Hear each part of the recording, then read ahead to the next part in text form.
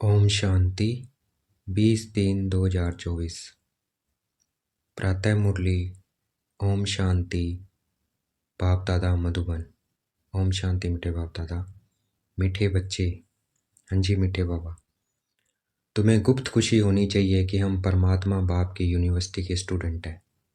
देखो हमें कितनी खुशी होनी चाहिए कि हम भगवान की यूनिवर्सिटी के स्टूडेंट हैं और भविष्य नई दुनिया का वर्षा पाने के लिए पढ़ रहे हैं।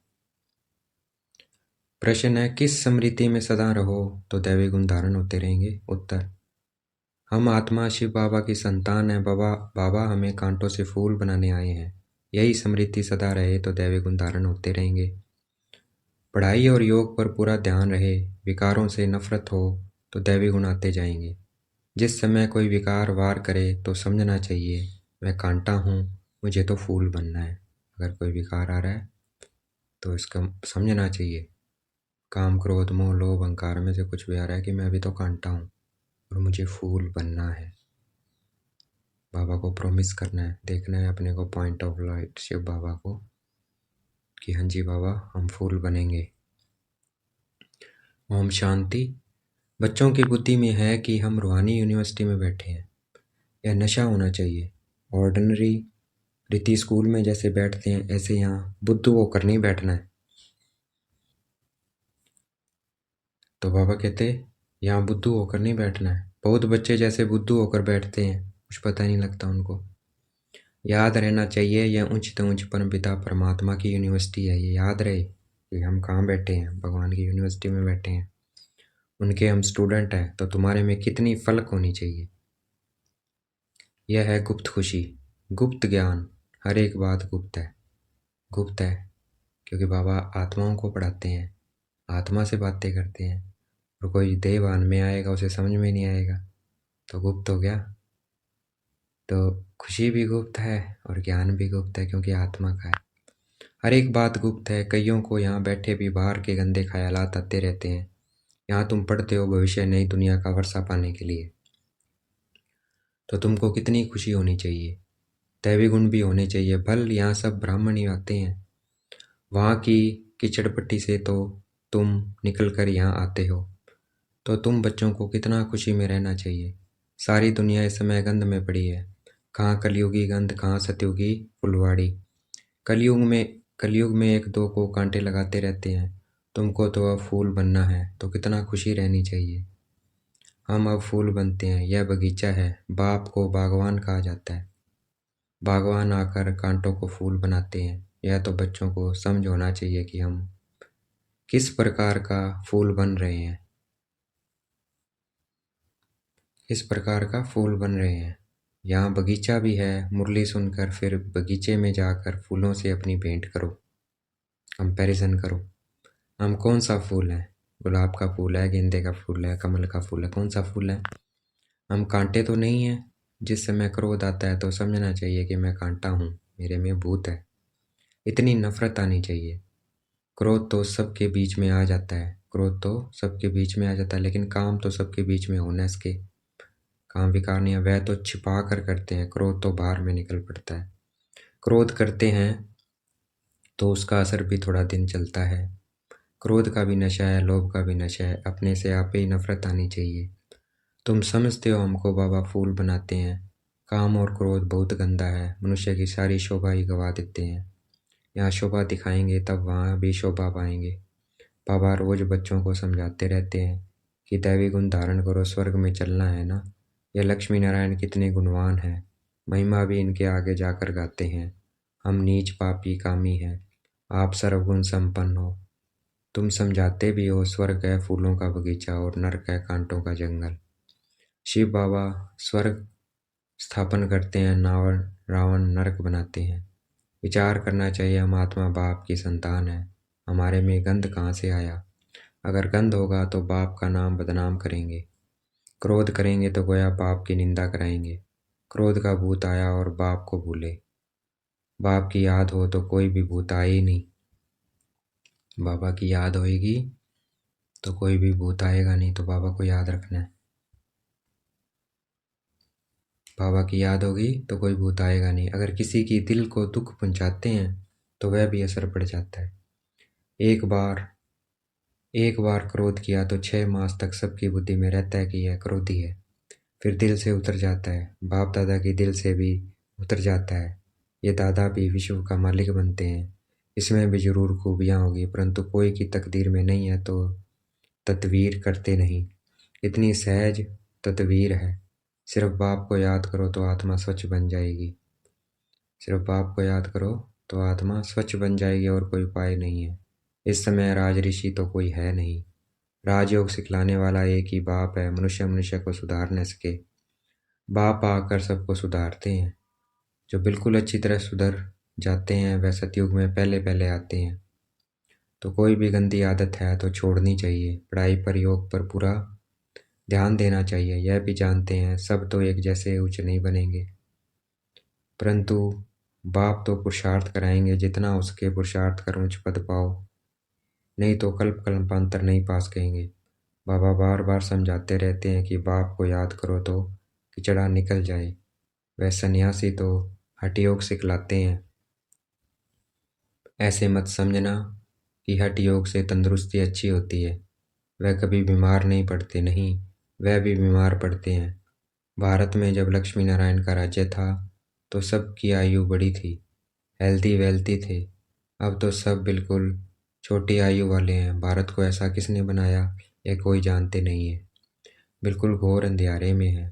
तुम कितना भी समझाओ परंतु उन्हों को समझाना बड़ा मुश्किल है।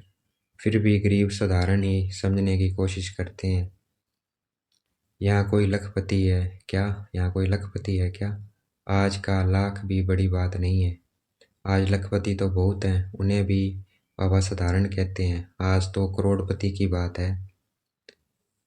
शादियों पर भी कितना खर्चा करते हैं। तुम बच्चों को बड़ा युक्ति से समझाना है, जो किसी को तीर लग जाए। बड़े बड़े आदमी, कोई एमपी आदि आते हैं तो बहुत खुश होते हैं, परंतु एक में भी ताकत नहीं जो आवाज़ कर सके।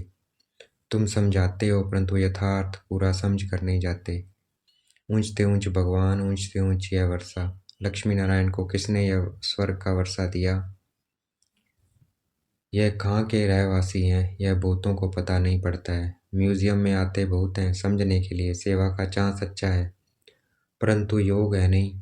बाप को याद करे तो प्रफुल्लता भी आए। हम किसकी संतान हैं? कितने बच्चे कायदे सिर पढ़ते नहीं हैं, बाप से योग है नहीं। बाबा शिकायत कर रहे हैं पढ़ते नहीं हैं और योग नहीं है। संपूर्ण तो कोई बना नहीं है, नंबरवार है। बच्चों को एकांत में बैठ बाप को याद करना है। ऐसे बाप से हम स्वर्ग का वर्षा पाते हैं। इस दुनिया में हम ही सबसे पतित बने हैं, फिर हमको ही पावन बनना है। यह अच्छी रीति याद करना है। बाप हर प्रकार की राय तो देते हैं, ऐसे ऐसे करो। जैसे क्वीन विक्टोरिया का वजीर गरीब था, जैसे क्वीन विक्टोरिया का वजीर गरीब था। रोड की लाइट पर, जो रोड पे लाइटें होते हैं उन पे पढ़कर उच्च पद पा लिया, शौक था। यह भी गरीबों के लिए है। बाप है गरीब निवाज। जैसे वह पढ़ा गरीब, वैसे बाबा कहते मैं भी गरीब निवाज हूँ, गरीबों को साहूकार बनाने आया हूँ। साहूकार क्या भगवान को याद कर सकेंगे, लेकिन साहूकार हैं वो, उनका तो धन दौलत में ध्यान रहता है, तो वो बाबा को क्या याद कर सकेंगे। कहेंगे हमारे लिए तो स्वर्ग यहाँ ही है। अरे बाबा ने स्वर्ग की स्थापना की नहीं है, कैसे हो सकता है यहाँ स्वर्ग? स्वर्ग तो भगवान स्थापन करता है, तो फिर यहाँ स्वर्ग कैसे हो सकता है? अगर स्वर्ग होता तो सुख होता सदा। यहाँ तो सुख तो अलग का है और फिर दुख ही दुख है।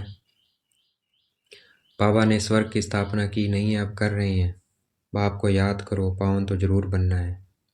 बच्चों को युक्ति रचनी है, कैसे किसी को समझाएं कि भारत का प्राचीन योग सिवाय परमपिता परमात्मा को कोई सिखला नहीं सकते।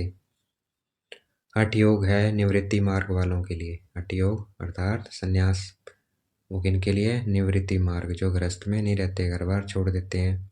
बाप समझाते रहते हैं जब किसी का कल्याण होना होगा तो फिर लिखेंगे भी ऐसे, अभी देरी है तो किसी की बुद्धि में आता नहीं। तुम्हारी है यह ईश्वरीय मिशन, तुम्हें मनुष्य को देवता बनाने की सेवा करनी है। दुनिया में तो अनेक प्रकार की मतें निकलती रहती है, तो उनका कितना शो होता है। अंधश्रद्धा कितनी है, रात दिन का फर्क है। तुम ब्राह्मणों में भी रात दिन का फर्क है। कोई तो कुछ भी जानते नहीं है। बहुत सहज अपने को आत्मा समझो। बाप को याद करो तो पाप कट जाएंगे। है बहुत सहज। क्या अपने को आत्मा समझ, बाप को याद करना है तो पाप कट जाएंगे। बस याद ही नहीं टिकती है, तो इसी में मेहनत है। दैवी गुण धारण करो तो ऐसे बन जाएंगे। ढिंढोरा पिटवाते रहो। देह अभिमान न हो तो ढोलक गले में डाल सबको बताते रहो।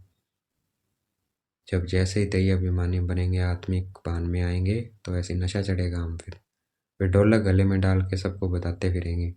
बताते रहो कि बाप आया, कहते हैं मुझे याद करो, तो तुम पतित से पावन बन जाएंगे। यह घर घर में संदेश देना है, सभी पर जंग चढ़ी हुई है। तमो प्रधान दुनिया है, सबको बाप का पैगाम जरूर पहुंचाना है। तो हमें सबको बाबा का पैगाम पहुंचाना है।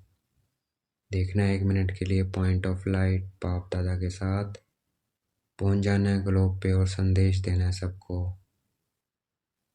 देखना है सबको पॉइंट ऑफ लाइट संदेश देना है कि ये आत्माओं, सबको इमर्ज करना है, सबको आत्मा देखना और उनको बताना है कि तुम शरीर नहीं आत्मा हो, और आत्मा परमपिता परमात्मा की संतान है। वे इस वक्त आए हुए हैं सुख शांति का वर्षा देने। तो सुख शांति का वर्षा लेना है तो ब्रह्मा कुमार कुमारीज के सेंटर्स, गीता पाठशाला या माउंट आबू पहुंचो। अब वापस आ जाना है बाप दादा के साथ। पैगाम जरूर पहुंचाना है। पिछाड़ी में तुम्हारी वाह वाह निकलेगी। कहेंगे कमाल है इन्हों की, इतना जगाया परंतु हम जगे नहीं। तो हमें स्थूल में भी सेवा करनी है। जो जगे उन्होंने पाया, जो सोए उन्होंने खोया। अंत में पता लगेगा कि हम जगे नहीं, इतना जगाया। बाप बादशाही देने आते हैं फिर भी खो लेते हैं। सर्विस की युक्तियां रचनी चाहिए। बाप आया है, कहते हैं मामेकम याद करो तो विक्रम विनाश होंगे। पवित्र बन पवित्र दुनिया का मालिक बन जाएंगे। याद नहीं करेंगे तो पाप कटेंगे नहीं। कोई कोई भी कट न रहे तब उच्च पद पा सकते हो, नहीं तो पद भी कम, सजाएं भी खाएंगे। सर्विस की अच्छी मार्जिन है। चित्र साथ में ले जाने से सर्विस कर सकेंगे। चित्र ऐसे अच्छी रीति बनाने चाहिए जो खराब न हो। यह चित्र बहुत अच्छी चीज़ है। बाकी मॉडल्स तो खिलौने हैं। बड़े बड़े आदमियों के बड़े बड़े चित्र होते हैं, हजारों वर्ष भी चलते हैं। तुम्हारे ये 6 चित्र काफ़ी हैं। बोलो यह सृष्टि का चक्कर कैसे फिरता है, हम आपको समझाएंगे। इस चक्कर को याद करने से तुम चक्रवर्ती राजा बनेंगे।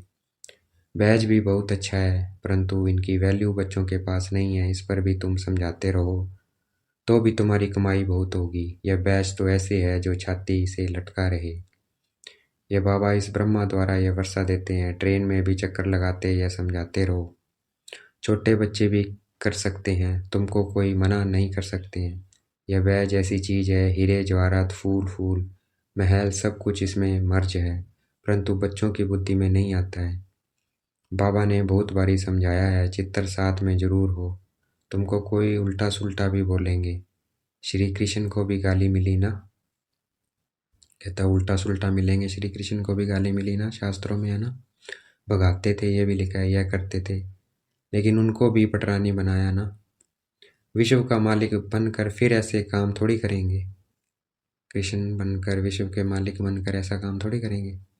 इस वक्त की बात है कि बाबा आकर ज्ञान सुनाता है। इस ज्ञान में नशा बहुत होना चाहिए। हम चाहते हैं जल्दी विनाश हो जाए, फिर कहते हैं अभी तो बाबा साथ है, बाबा को छोड़ देंगे तो फिर बाबा 5000 वर्ष के बाद मिलेगा।